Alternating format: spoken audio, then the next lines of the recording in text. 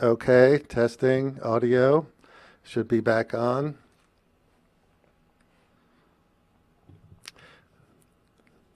No volume now. I think you're going to get it. One of my little settings was for my prior show with wearing wireless mics. So once again, trying to keep things going and sometimes get a little mixed up with them.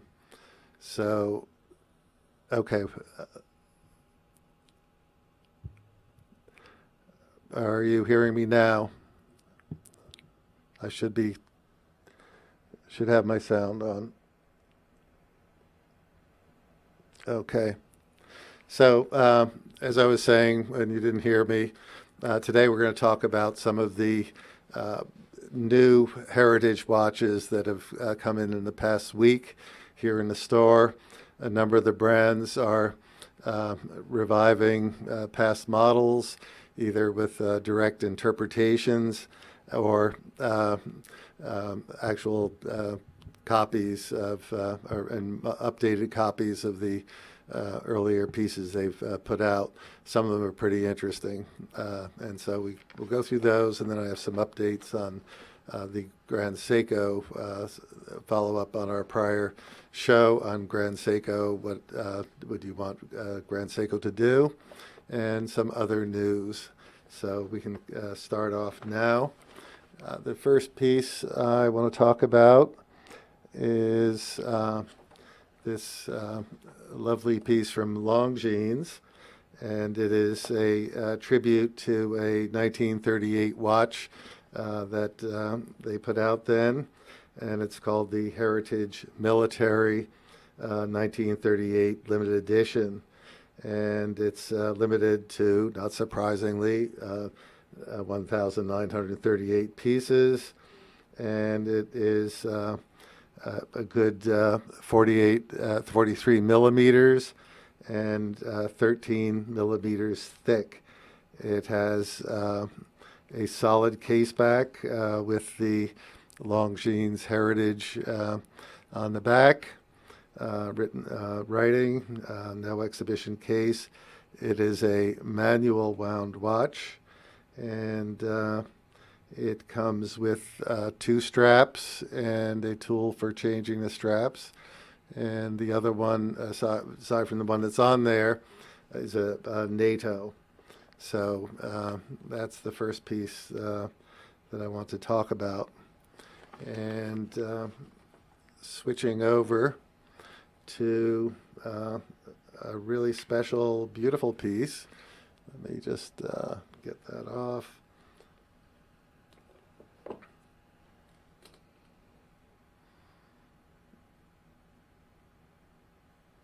So this next one is also from Longines, and it is a gorgeous sector dial piece called the Heritage Classic, not surprisingly. And it has, it's an automatic watch, 38.5 by 11.6 millimeters, so pretty slim and easily would fit under a cuff. And as with the other one, I didn't show it, a very striking box crystal. And this is a real winner in my opinion. I wonder what you folks think. And we'll leave this up for a second while I try to answer Adonis, who's asking an off-topic question. That's fine. What's the service situation with normal Seiko? Do I leave the watch to an AD? I would recommend that. In our case, if we sell you the watch, we very much want to help you with any servicing required, whether it's under warranty or no longer under warranty. We can help you determine that. We can interface with the Seiko folks, and it usually runs fairly smoothly. We can keep you apprised of what's going on and keep you out of the morass of administrivia that you might face otherwise. Although in general, I'd say they're doing pretty well. and we're pretty happy with the service that our folks are experiencing. They're upgrading the Mahwah, New Jersey facility pretty well, and I think you can have a pretty decent experience. So I hope that answers the question. I hope you have a good dealer near you that you can deal with Adonis. Okay. So just continuing with this Longines sector dial. So again, we have a closed case back, and it is, I think, a very nice piece. It has a pretty good price of $21.50, and again, it's this is a limited piece, I believe. Let me just double check that, and or perhaps not. Let's go over and take a look.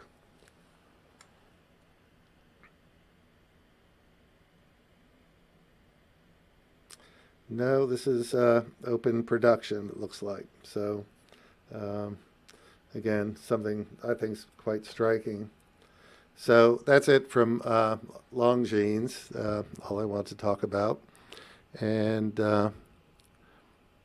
okay, Ignacio A., welcome. I think first time with me. Looks like an homage type watch. Isn't JLC that has that original style sector watch? Yeah, I believe JLC does have a sector watch, but this is a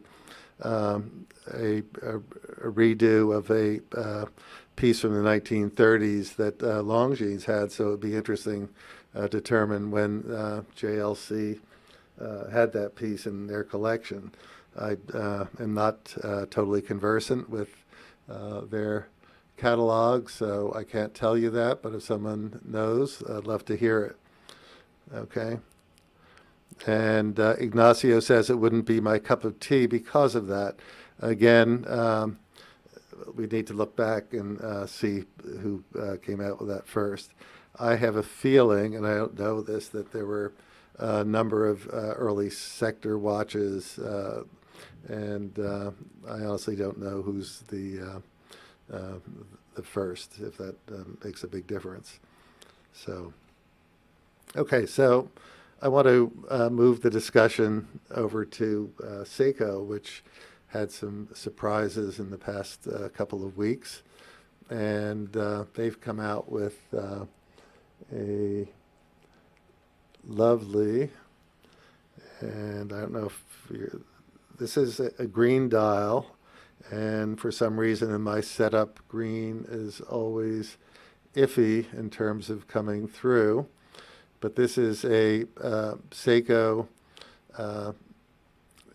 Presage that has a green, dark green enamel dial, and it's a heat-fired enamel done by a specific craftsman, Mitsuru Yokosawa, and it's a limited edition of 2,000 pieces, and it's 40.5 millimeters by 12.8, and it sports the 6R35 movement. And as you can see, we have a exhibition case back, and got to get this better focus. There we go. And lovely piece. Excuse the fingerprints. Try to clean them up as much as I can, but a lot of interruptions getting this thing going. And Craig tells me my focus is off on the main camera, so we'll try to fix that also. Thanks, Craig.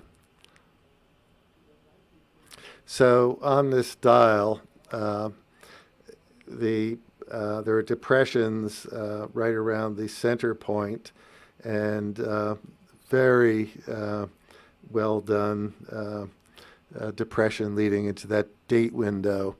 And at this magnification, you might not be able to see it too well, but you can sort of see how the, well, there you are, how the enamel, as it heated and became liquefied and filled the depressions, has just done it beautifully here.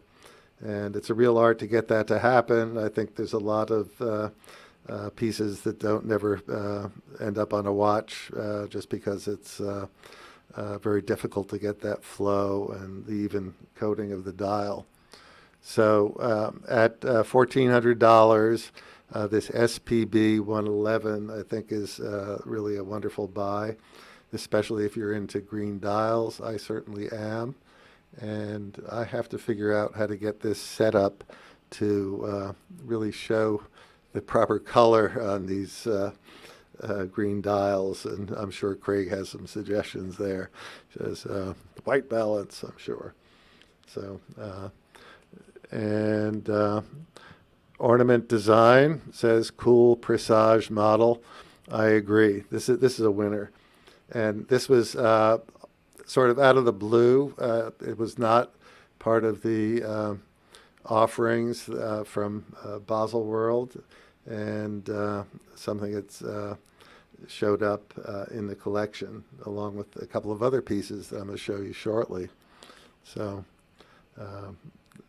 that is pretty good. So, and I need to deal with my focus, although I probably look better out of focus a little bit.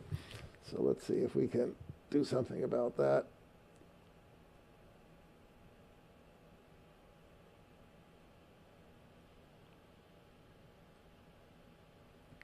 That should be a tad better. So if not, bear with me. So moving on, we have two pieces that I find extremely interesting.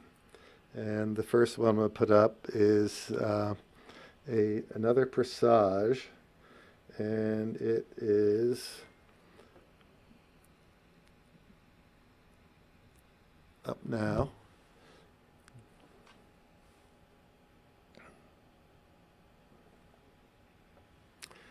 A beautiful chronograph. And again, this was not part of the Baselworld package, so to speak, that we signed up for, and it just showed up in this fall, or perhaps it's considered the winter collection, certainly not in the fall 2019 catalog. And this is the SRQ031, and it is a limited edition of 1,000 pieces. It has a rotating bezel, bidirectional, no clicks, totally smooth bezel. And as you see, it's got 3 subdials, and it is a 55th anniversary piece commemorating the first Seiko chronograph. And the first Seiko chronograph, I believe, was a manual wind. And this piece is an automatic. And I understand this and the one I'm going to show you next both have Zaratsu finishing. And so now you're seeing some more Grand Seiko elements dribbling into Presage and Prospex in the line as they move upscale. So I think this is quite a beautiful piece and quite unique. It's on a leather strap with a deployant clasp.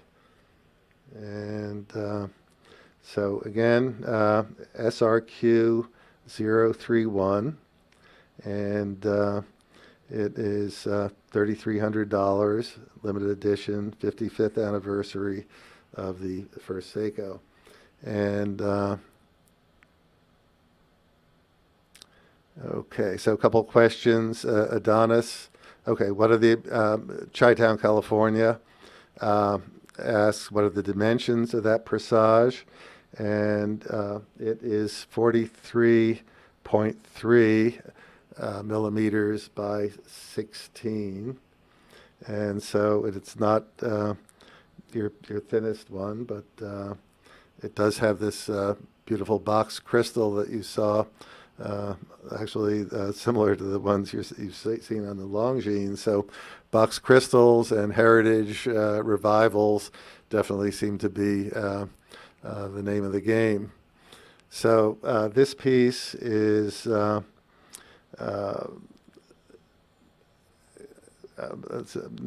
this piece is limited, as I said, and Chi-Town, California, is asking me to demonstrate the chronograph function. So I'm going to go and do that. And of course, my big fat fingers will be in the way. There we go. So there we go. It's rather stiff, but smooth. And I'm going to stop it and reset, that's relatively much easier action than the starting and stopping. Okay. And Ornament Design remarks that enamel dials made in Europe, where I live, are very expensive. And yeah, I think they're expensive anywhere, because I think there's a pretty good failure rate on those, and it takes a very skilled and dedicated craftsman to make them. So now Adonis asks, do you have to be an important high-volume sales Seiko AD to get limited models? Well, you have to be a Lux dealer, and not every Seiko dealer by a long shot carries the Lux models. So, and usually we're, I don't know if we're higher volume in terms of units, I doubt it, over the non-Lux dealers, but definitely you have to be a store that can handle the higher price point items. This piece, I think I mentioned, is $3,300 for this Presage. And my personal opinion is this is a stunning piece, and something that folks should look at seriously if it catches your eye. Because in our experience now, especially with Grand Seiko and now with some of the Seiko limited editions, they're going very quickly, and we have a lot of frustrated people who don't move quickly enough. And I know the feeling. The other day I was had my eye on a camera that's been on its way out and sold at a very good price. I was ready to pull the trigger, sort of sat on it for a while, and came in a day too late, and they're all gone everywhere. And so I share the pain. I know what it's about when you have your eye on something and it's just not no longer to be had. So, okay. So I'm going to pull up another piece.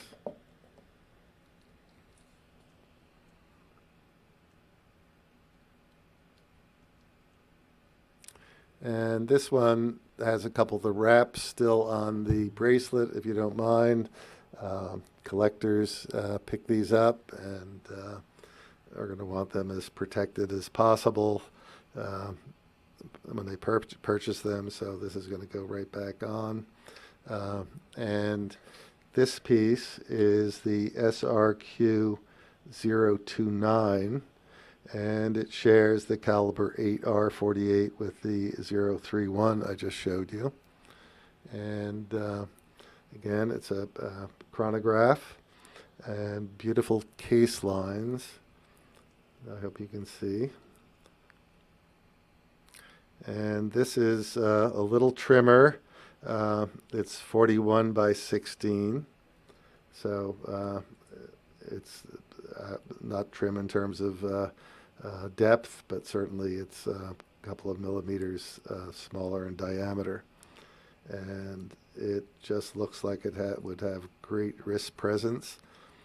And again, a lovely box crystal. And some very interesting case lines, if you can sort of see where the bracelet meets the case. That's a fairly unique look there, which I think you can see pretty well. Okay. And Adonis says, Craig has to set me up with a wrist shot camera angle. Yeah, I probably need another camera, and that's why I was looking for the camera I was mentioning to do that. A lot of buttons and things to press doing this solo, and haven't really worked out how to do the wrist shot nicely, but maybe I'll get a volunteer from the staff and have them model and see if we can do it that way. Okay, so this watch commemorates the 50th anniversary, not the 55th, but 50th of the first automatic Seiko chronograph. All right, and it has a 45-hour power reserve, as does the 029. And of course, this is on a nice 5-link bracelet. And you can see here, still have the wrap on, but it's the standard. You're going to adjust to a half link. There's no micro adjustment. So that is pretty much what I wanted to talk about. I've got a couple of other things in my pocket to go over. And I see from Der Stiefel, I sent 2 people over your way via phone call during the holiday weekend who purchased a Snowflake and a 9F GMT. Both are happy and stated outstanding service. Well, thank you, Der Stiefel. I really appreciate it, and we really do try to give outstanding service, and love to get the feedback. So that's wonderful. Appreciate it deeply. So let's talk a bit about following up on our Grand Seiko show that we had a couple of times ago, where we asked people to give input on what they would like from Grand Seiko. We got a lot of very good comments, and a little bit of voicing of frustration that maybe Grand Seiko isn't listening. And but if you go back and find that in Craig's catalog, I think you'll be able to see some of those comments. Well, I did pass this on to the upper echelon of Grand Seiko USA, and they did watch our video, and they acknowledged receipt of the message and thanked us for making the suggestions.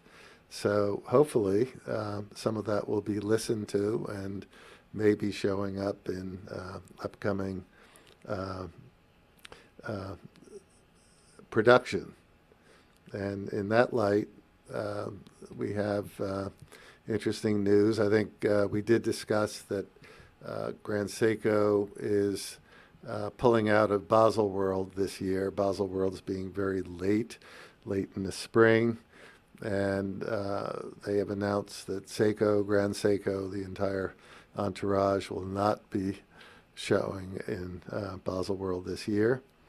And instead, there will be a Grand Seiko Summit in Tokyo first week of March, and we're going. And it'll be fairly limited, I understand.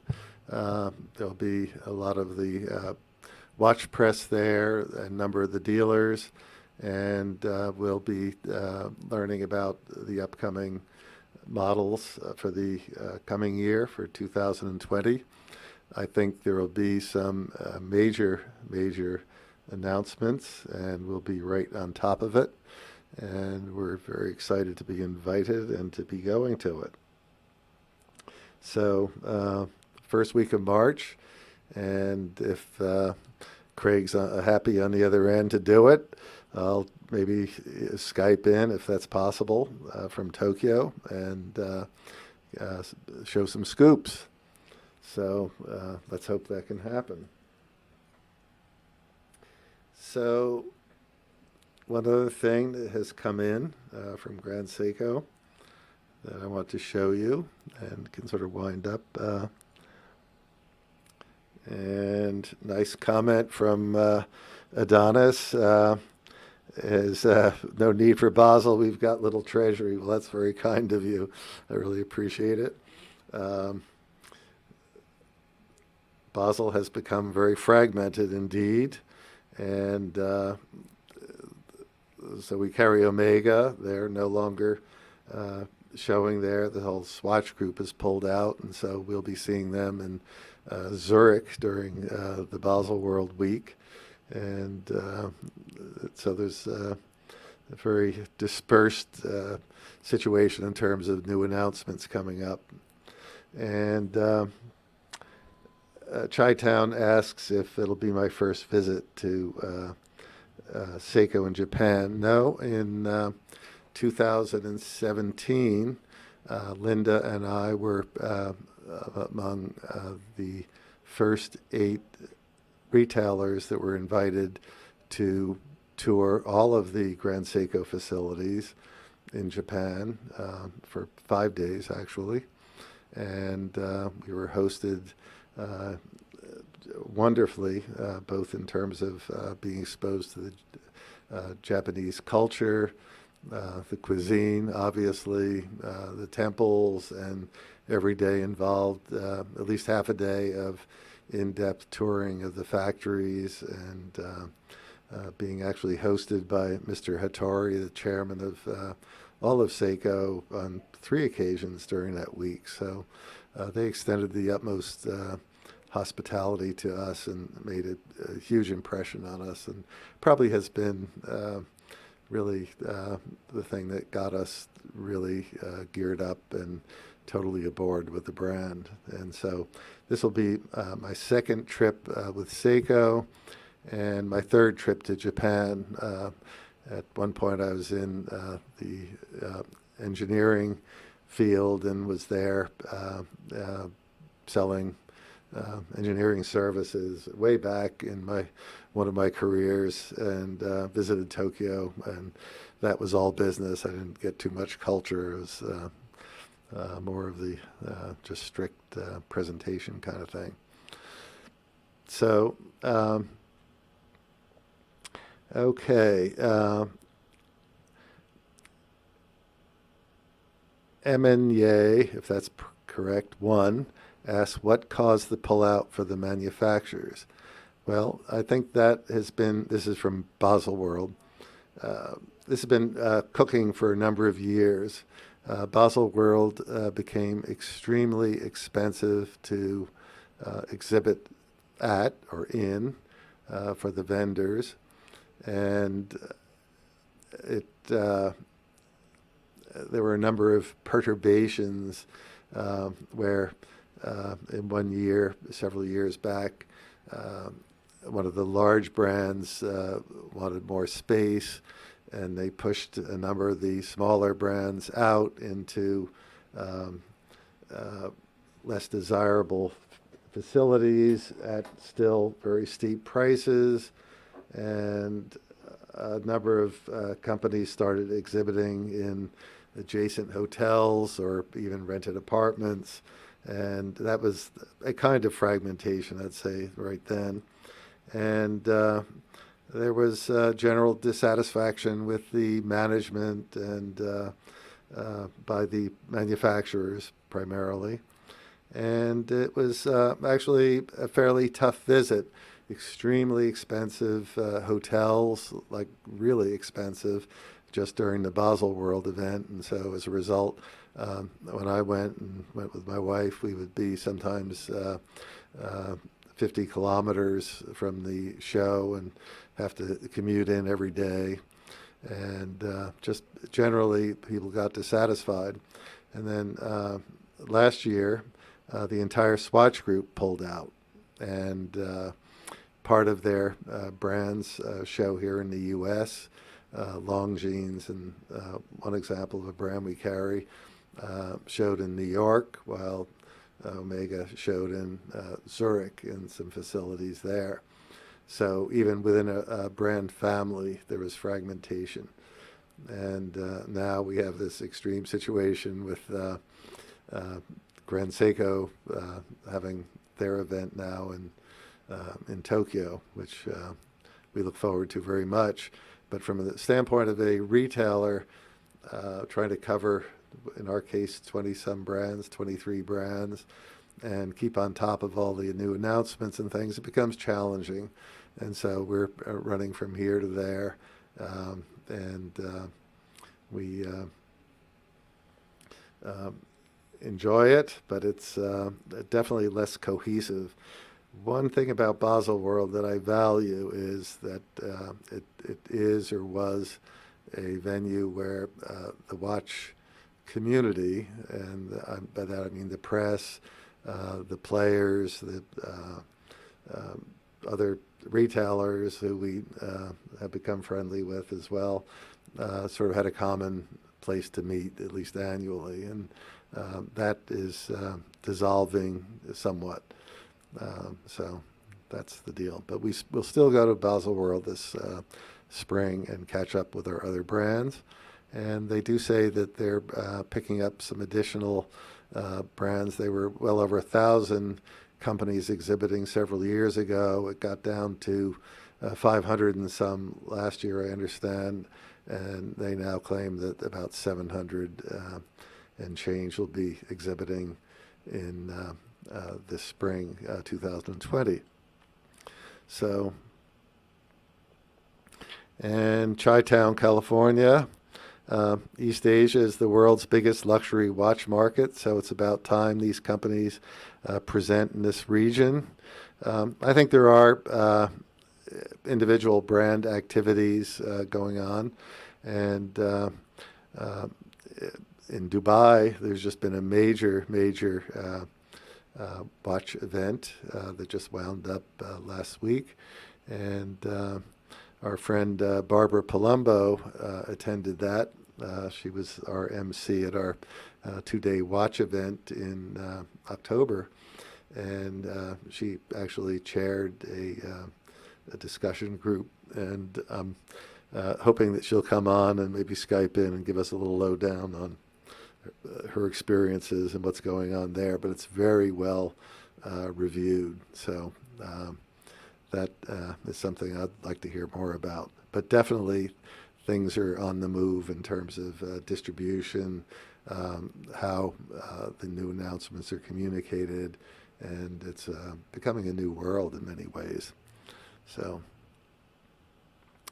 okay, so Watch Time New York is the new Baselworld.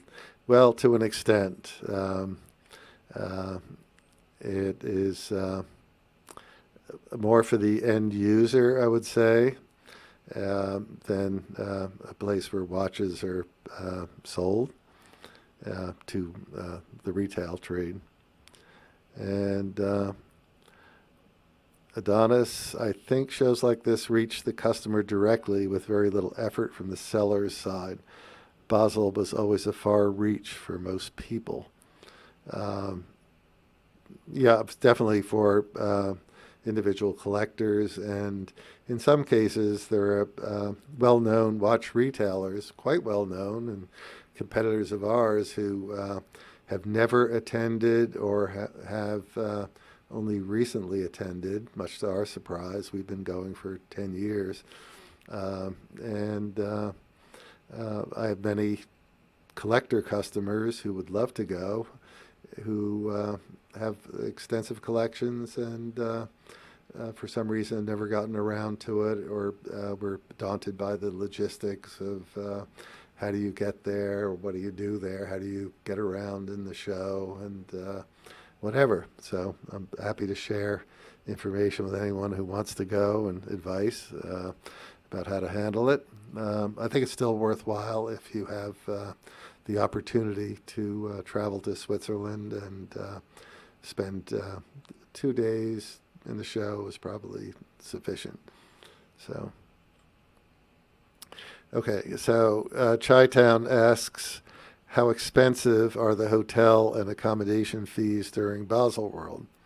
Well, the Basel hotels sell out. People start signing up as for hotel rooms as soon as they get the schedule of the next show. And as you get to a couple of months in advance of the show, essentially all of the rooms, except for maybe hostel rooms, are booked in the city. or there may be a few things available, but you're talking about maybe could be $1,000 a night, and in some cases more, certainly for the high-end hotels, but they essentially fill up very early. And even going out of town, you can expect to, in a guest house type situation in a small town outside, either in Germany, which is just across the river from Basel, or in in Switzerland, you're talking about probably a couple of $100 a night. Not terrible, but you've got to rent a car in that case. You've got to drive in. You have to contend with a fight for parking.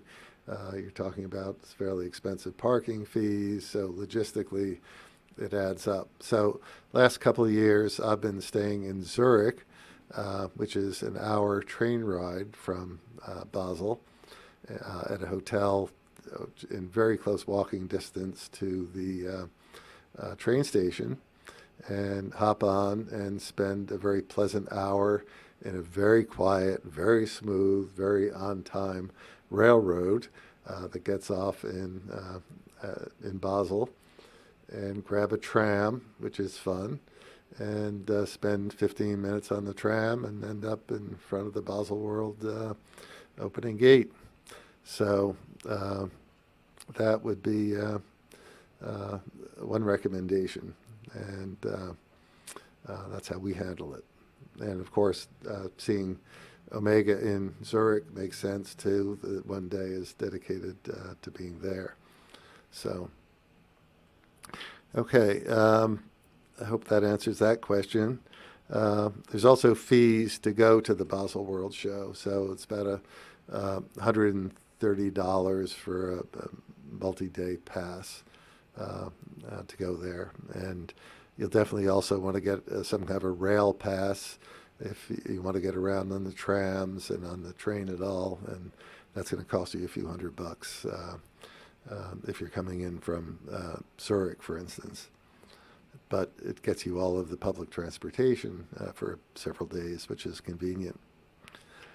Okay, so Adonis says, I'd find a hotel in France and take the train, and we've done that as well, and haven't taken the train in. That's not totally convenient, but have rented a car and stayed up toward up in the Alsace region, which is fascinating, and some of the old medieval walled cities and little guest houses, and of course the food there and wine is excellent, and it's a lot of fun. But when you stay out of town, you're less likely to be able to enjoy the after the show parties that abound, and dinners and whatever. And if you are going to drink and then have to drive, it's not going to work very well. So there are trade-offs with everything. So that is our Baselworld discussion, and the Grand Seiko Summit. So I want to show you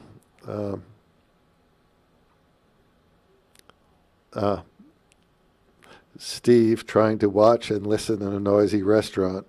Yeah, it can get very noisy there and boisterous, but it can be a lot of fun and a lot of good bonding, and it's a good time.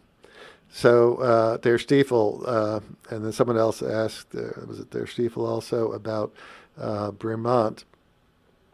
So we're still waiting for the new limited edition Bremont watch. That may not be until after Christmas, I understand.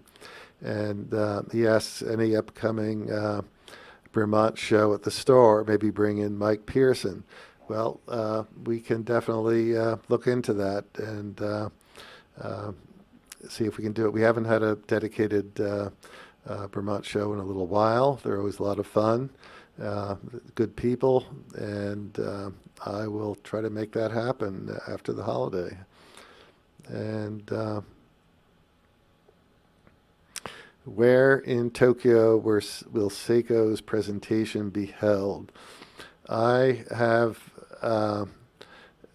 not finished my signing up yet, and I've forgotten the name of the hotel. I can revisit that in a future live stream.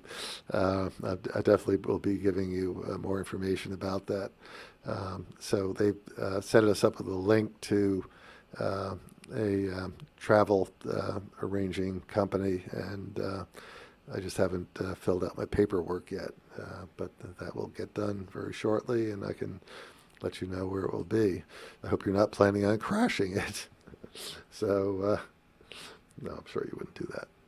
Okay, let me move over and show you the latest that's come in. And this is our Godzilla, Grand Seiko Godzilla, the tribute to the 65th anniversary of the Godzilla movie. Now this has the protective coating on it, but here's Godzilla, and I think you can see that pretty well. And limited edition, celebrating 65th anniversary of the Godzilla movie, and that is Godzilla attacking the Waco clock tower. Now, those of you in the know that the Waco department store that sits above is owned by Grand Seiko, and there's a Grand Seiko, a large Grand Seiko section on the first floor. And interestingly, I have photographs of me and my wife up on that clock tower. When we went on our visit in 2017, we were invited up there with Mr. Hattori and did some photography and had a really nice time. And here we have Godzilla tearing it down, so to speak. So, beautiful piece, shark skin strap. Comes in a beautiful box that I can't get my camera up to without disrupting the whole thing. And I'd like to know what you think of that. So, very lovely piece. 12,500. Our first two are sold out. I think we'll be able to get a couple more. So if you're interested, reach out to me. And okay, Simon Douglas. Hi, Steve. Emailed your store about a SBGE 201. Okay, was that today or in the past? We definitely have that in stock and love to take care of you. And I also have a beautiful pre-owned SBGE 201 here at a really good price, and it was pre-owned for 2 days. So that's something we can chat about. Okay, and Simon Douglas, press the return key. Okay, it's several days ago and no reply. I will have to check my email. During this time, we're getting several hundred a day and a lot of customer traffic, and sometimes we miss something, so I apologize. I will go and look for you. And okay, so Chi-Town says if he crashes the party, he'll bring plenty of whiskey and sake with him.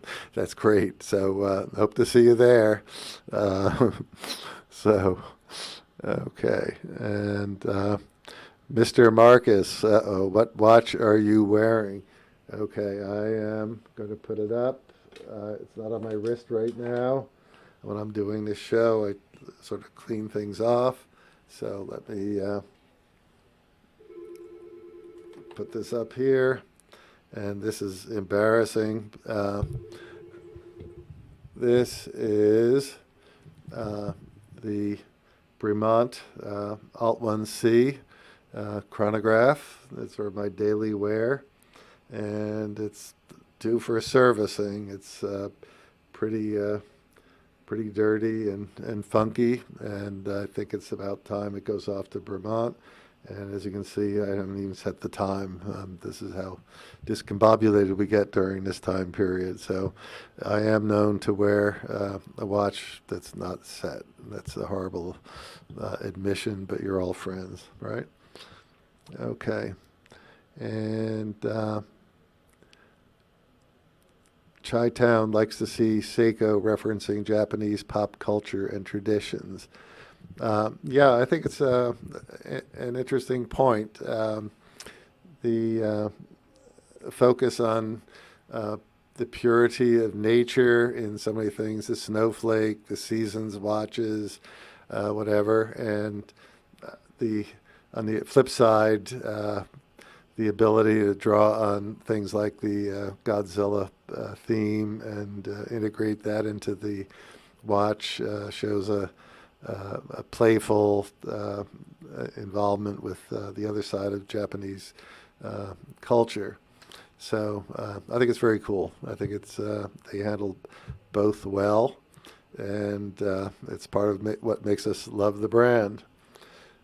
And Chi-Town asked me, how long have I owned that Vermont? I think probably about 6 years now. What's the hottest selling Vermont? Okay, it's the Vermont. I'm blanking. It's the orange one. I'm totally. You shouldn't have asked me that. It's the one that's been shot up in the ejection seats and has withstood that very well. I will show it on the next show. This is my ancient brain having a brain fart, but we'll get it out there. That is pretty much the hottest selling Vermont, and we will show it to you next time. Okay, so, and Craig says, remember, you can always call Steve. So, okay, you can do that indeed. And MB2, thank you, Thomas. And now the MB3. Okay, so there's also an MB3 as well.